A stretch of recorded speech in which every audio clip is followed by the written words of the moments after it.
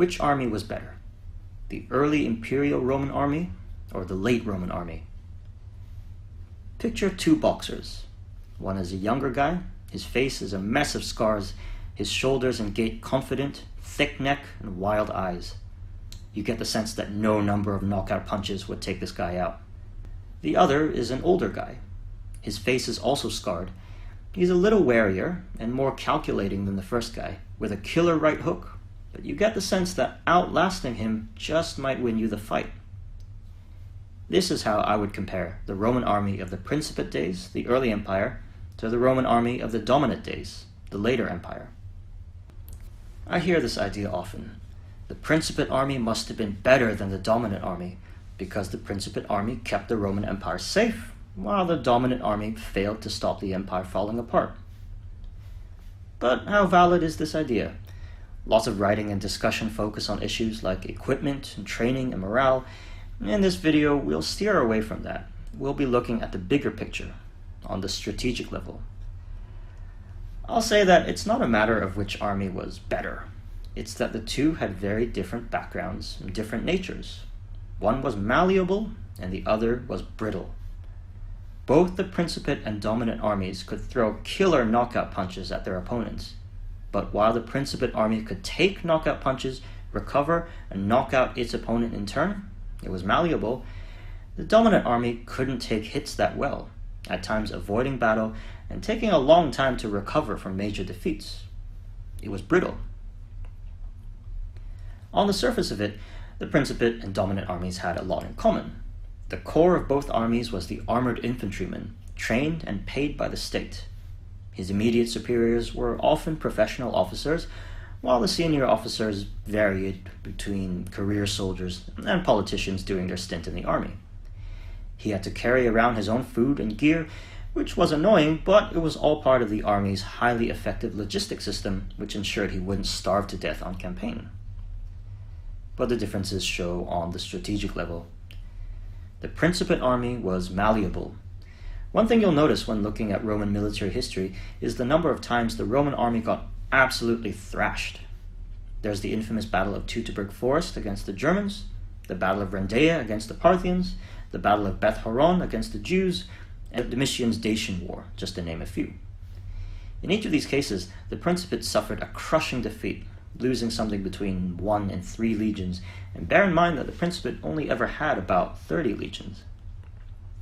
And yet in each of these cases, the Principate was able to recover and take the fight right back to the enemy. Roman forces under Tiberius crossed the Rhine again a year after Teutoburg.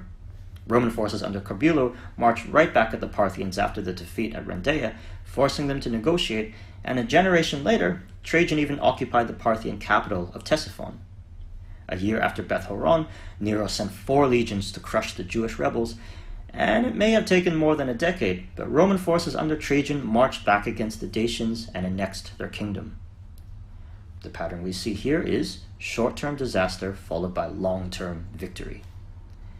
And in fact, if we jump back earlier in time, we'll see the armies of the Roman Republic doing similar things. Just look at King Pyrrhus, if we win one more time against the Romans, we're dead, of Epirus, and Hannibal, who could butcher some 50 to 60,000 legionaries in one afternoon at Cannae and keep slaughtering Romans for the next decade and still lose the war. Again, there's that pattern of Roman forces absorbing blow after blow and still delivering a knockout punch at the end. They were malleable. They could take a hit and then hit right back.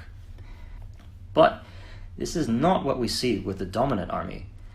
Now, don't get me wrong. On balance, it still won most of its fights. But looking at its performance, you definitely get the sense it was less able to recover from disasters, and related to that, less willing to aggressively engage the enemy. A list of major dominant military disasters might go something like this: the siege of Amida against the Persians, Julian's Persian campaign ending in the Battle of Samara, the Battle of Adrianople against the Goths, and if you want, we could count the sack of Rome, and finally the Battle of Cape Bon against the Vandals.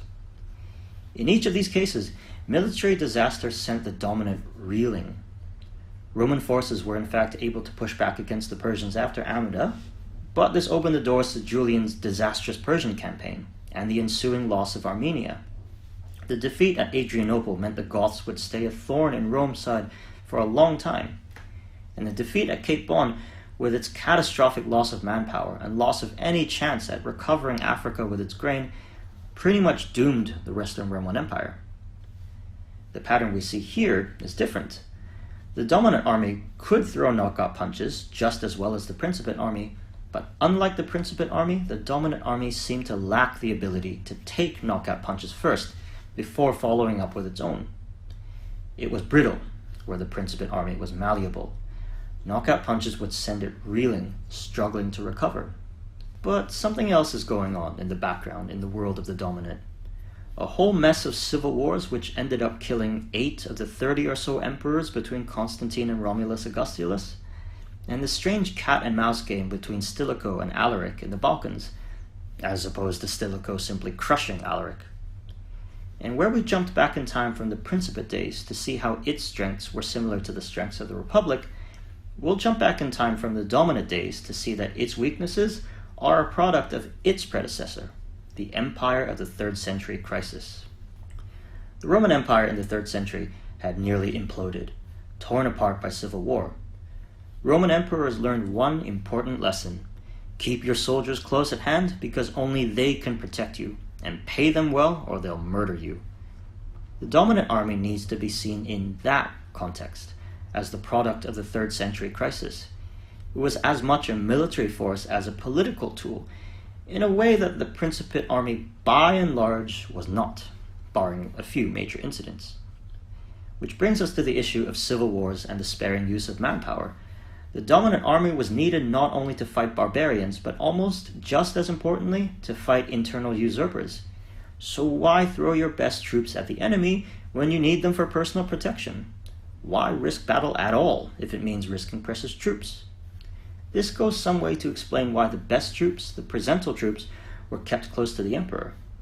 It might also explain why elite field armies were stationed in major cities, leaving the day-to-day defense work to the lower status border troops.